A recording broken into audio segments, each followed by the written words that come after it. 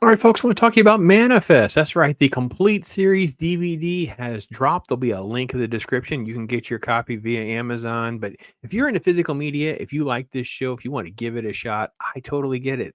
This is one of those fun shows similar to how Lost starts out, right? Where you have this big mystery surrounds about this flight 828. We're going to hear that a lot. Flight 828, the 828. And it goes out. They're headed from Jamaica back to the States. And guess what? It doesn't land, doesn't show up, but it mysteriously shows up 5.5 years later. Now, to the people that were on the plane, the crew, everyone else, there was a quick little electrical storm of some kind. Something weird happens, flashes of light, those kinds of things, and turbulence. To them, nothing happened. It was just, that was it, turbulence. To everyone else, 5.5 years. So the entire premise is them trying to unpack the mystery of that, the impacts of that, the complications with family, people that have moved on, people that have died. So it was a really, really great premise, and I think that it lasted for 3 seasons, and then kind of got picked up for by Netflix to kind of wrap things up with season number 4. We'll go through a couple little highlights here so you can kind of get a feel for it yourself. Let's do that. You've all been missing, presumed dead for 5.5 years. There you go. So there's your little intro. You have Vance. He's a character that's heavily important in the first season in particular. He comes back later on. We're going to tell you why, but how. But it is interesting that we have this interesting premise. Now, I want to say this about the show. The show is strongest early in season 1 and then sporadically thereafter when it's an adventure of the week. They have these sort of like moments. They call them callings, sort of like a vision of some kind, a hallucination, if you will, of something that might be coming or something that's happening, seeing something through someone else's eyes.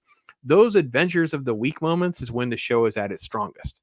The problem I have with the show will be the same thing I had with Lost is I'm not sure they had thought out what actually had happened. Was it a wormhole? Was it aliens? What was it religious? Whatever the rule was, if they had thought it out and stuck to it, the show probably would have done better because I think at times the show kind of drives all over the lanes, trying to kind of like keep all of the theories afloat and never really kind of knowing what would work. And they kind of duplicate themselves, drive into things that don't go anywhere, things like that. But when it's at its strength, especially the first half of season 1, it's just an adventure of the week. Them having a vision, figuring it out, saving a life, unraveling a mystery or riddle. Super good stuff.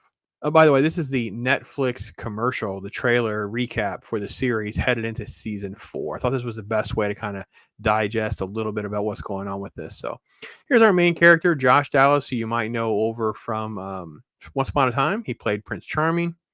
All right, and this is our other main character, the main character, I guess, his sister, Michaela.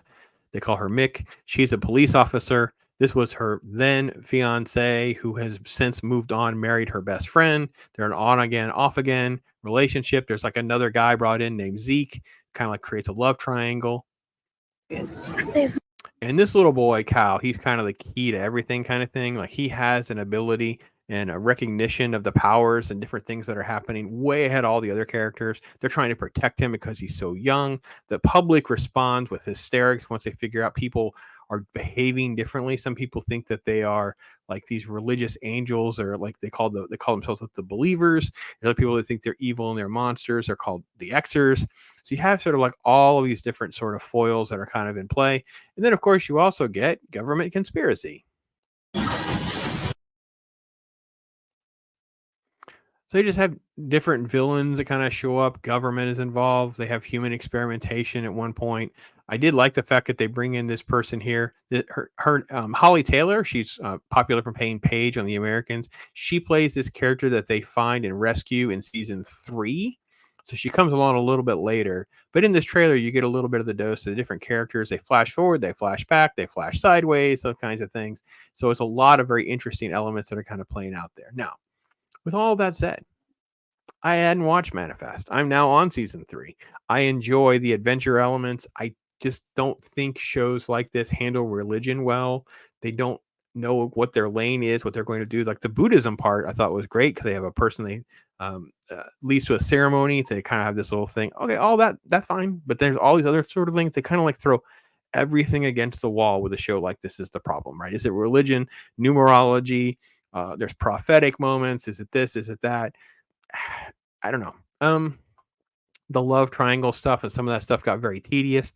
They have a doctor. She's doing experimentation. Some of her storyline drove all over the map. But I will say this: they also do something which I think is the fair way to approach it for network television is if you're worried about politics, right or left, the show does a little bit of everything. Like they have like the gay couple kissing kind of stuff, and it goes and goes away. And then they have like the pro life, we got to save the baby no matter what kind of stuff that kind of pops in. And then that's the topic. So they kind of do a little bit of everything for everyone. And I don't know if that's good or bad. I think this is the problem I think with network television. They still run off, I think, outdated rules and they don't quite know exactly what's the best way to navigate a really good, solid story and just let the chips fall where they may. They're probably navigating focus groups and audience things along the way. And that's why certain episodes I don't think flow well together. But overall, I think that especially the first couple seasons that I've been through and into season 3, I'm enjoying most of it. But like I said, the mystery boxes stacking on top of each other, it starts to get a little absurd. We don't quite know. And again, this was the downfall with Lost, right? It got so far, and then suddenly it was an alien and time travel, and it was all in your head and existential crises. And it is so a show like this can be fun. You have expectations accordingly. Know that it's relatively safe. There's like innuendo type stuff, but it's network TV. It's relatively safe. I haven't gotten to season 4. So if Netflix decided to break the rules and go outside that box, don't hold it against me. If you watch the show, I'd love your thoughts.